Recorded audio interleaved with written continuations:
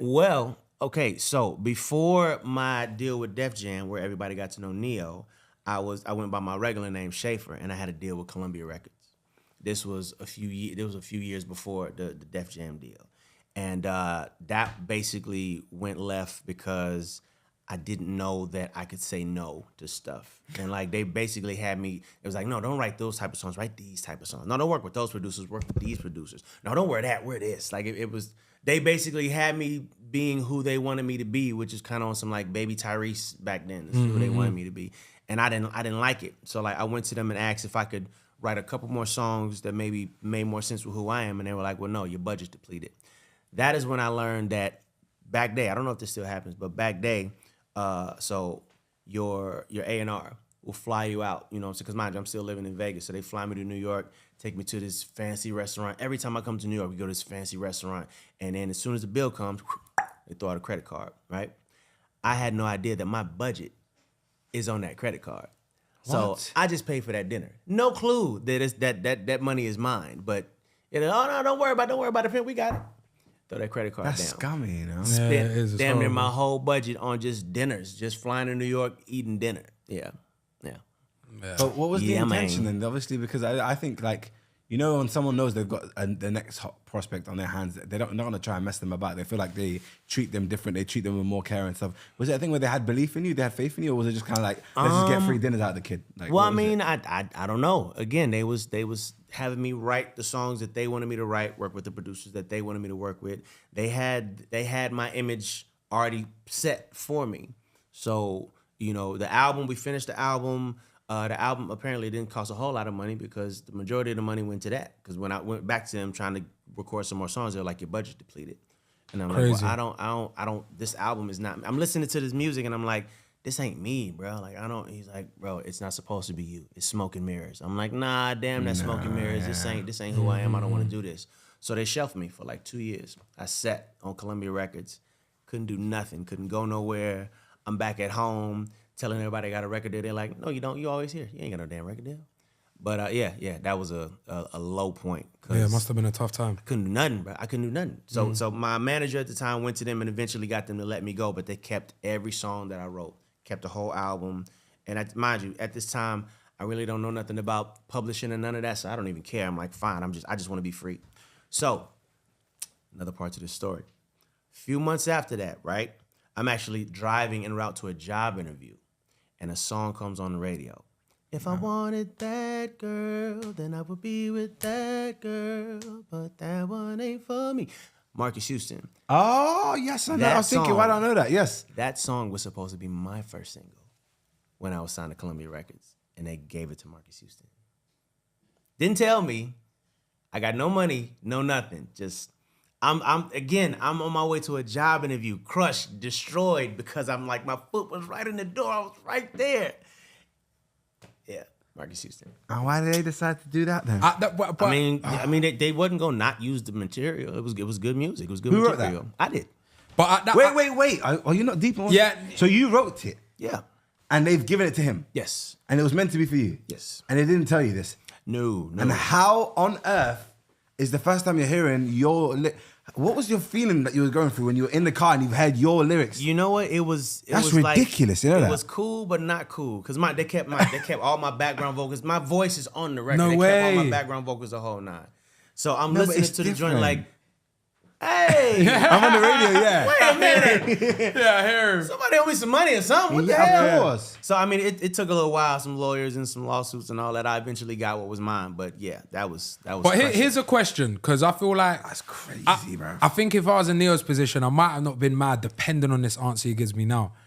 At that point, did you have a hit out and did the world know who you was? No. You shelved. Yeah, so if it was me, obviously I was literally en route to a job interview. Job, like a random job 9 to interview. 5 job. See, but even though I'd be crushed at the time, a part of me would be like, okay, this lets me know that I am capable of becoming the person I want to be. Because something I done so... No, not me. I'm not thinking that. With not a lot of effort, because at that point, you're telling me you're just knocking 12 joints out in an hour. And if this is something that I've done in an hour, if I just get another few right, well, then I'm going to be massive. That's the way I'd look at it, you know? I mean, trying to look at the positive side. How old are you? Oh, man, I'm like, how old am I at this point?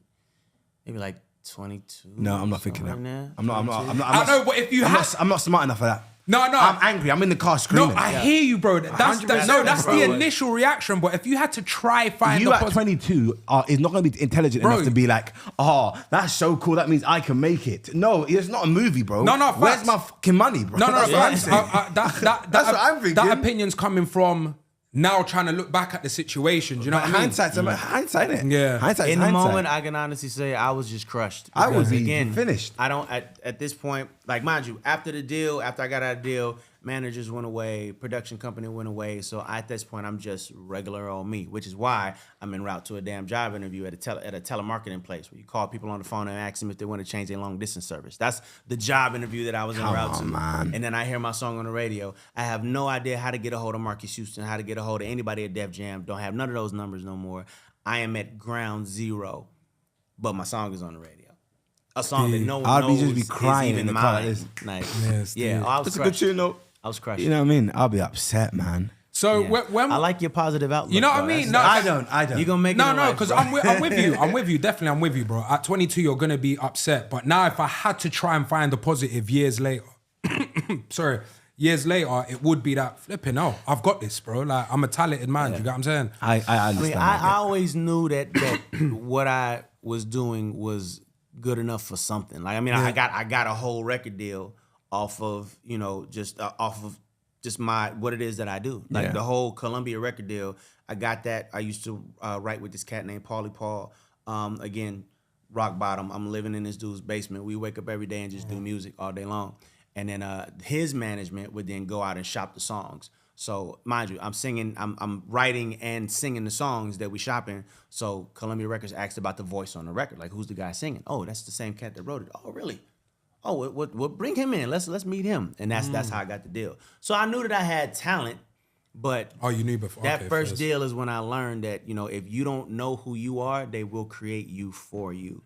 And you don't have a whole lot of say in what they create. Yeah, you know what I mean? Because they spending the money. I want to know generally, because this is like a film right now. There should be a movie on your life. This is what you're saying. Yeah, Because yeah, how well, did it transition then from you in? Did you get that job, by the way, quickly? No. Okay. How did it transition? I ain't even go to the interview after that. You didn't go. I went home and cried. I'm not even gonna lie to y'all. I went home. I don't blame you. And I'll do shed the a tear, same. like, what is Yeah. going on with my life? That's ridiculous. What's happening? So how did you go from there to then going on to release your first single and stuff? Yeah. Alright, What was the first break? So I'm. You're great at storytelling, by the way. Sorry. Yeah, Nah, yeah, appreciate it, man. Appreciate yeah, it. go on. So all right, so I'm living in Vegas. No, I'm sorry, I'm living in LA at this point. Living in Los Angeles, and it's me and like 3 or 4 other cats sharing the rent at this crummy little apartment, trying to figure out how we're gonna pay rent every month. But there's a laundromat down the street, and I will walk to that laundromat every day to wash clothes, right? So as I'm walking down the street, I would just sing because I love to sing. I would just walk and sing, right? Loud. Don't give a damn who hears me. Don't give a damn who's around. I'm at ground zero again, so I don't care. So I'm doing what I normally do. I got a big bag of clothes. I'm walking to the laundromat, singing my heart out. A truck stops in the middle of the road. Does a full U-turn that comes back. Big dude named Tango. Looking out the window. Hey, Tango. What a name. hey, you sing or something? I'm like, yeah, or something. So he goes into his spiel. All right, well, listen, my name is Tango. I know this person. I know that person. I got these producers over here. Da da da da da da da. Hop in the whip, man. I just come on. So at this point, I'm like, okay. Wait, you this hopped in the dude- whip? Yeah. I'm like, this dude could be a murderer, but I have a bag of laundry and don't know how I'm gonna pay my rent next month. Might as well Bez, give it- you got might that. as well. Screw Yes, it. yeah, What yeah. I got to lose other than my life? But anyway, so I went. It was a studio that happened to be like right around the corner from the crib. So I get in there, I meet these producers that he's working with, and we just start working.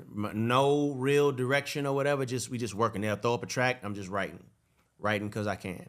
So at this point, Tango's like, okay, he sees there's something there. So I give him the whole spiel about the Columbia situation and all that. He's like, check this out. If I don't get you a deal in 90 days, you can walk away like none of this ever happened. I don't need you to sign no paper. Shake my hand right now. That's all I need. 90 days. If I don't get you a deal, all good. Okay. I'll spend the money to travel you where you need to go. I'll spend the money to get you the clothes, to get you the photo shoot, whatever the case may be. If I don't get you a deal in 90 days, you ain't got to pay me nothing back. No love, no harm, no foul. All right, cool. roughly a month and a half later, we are in New York, and I'm singing for Tina Davis, who was the head of A&R for Def Jam Records. Yeah. And then, what happened after? Shout out to Tango. I mean, that's pretty much where it started at. Do you still talk to Tango now? Or? Yeah, he's my manager to this day. Aye, big up Tango, man. you know. Oh, yeah. Aye, Tango, you know. Spotted Shine it. the whole team. I wish I was See a man with his laundry bag. Crazy. No, do you not? No, but you also got to take in how loud Neo must have been singing. Oh, man. He's in the truck, bro. I'm literally... LA, we've been. Do you know how loud it is, bro? Bro, I'm one of them crazy people walking down the street singing loud as hell. Everybody looking at me like, what the hell is going on? And it sounds good? He sound good, but what's wrong with this dude? I was that guy. I was insane. And No, didn't that's care. a sick story, man. I Big ain't up had Tango, man. nothing. So I'm like, yeah, I'm singing. Believed in him.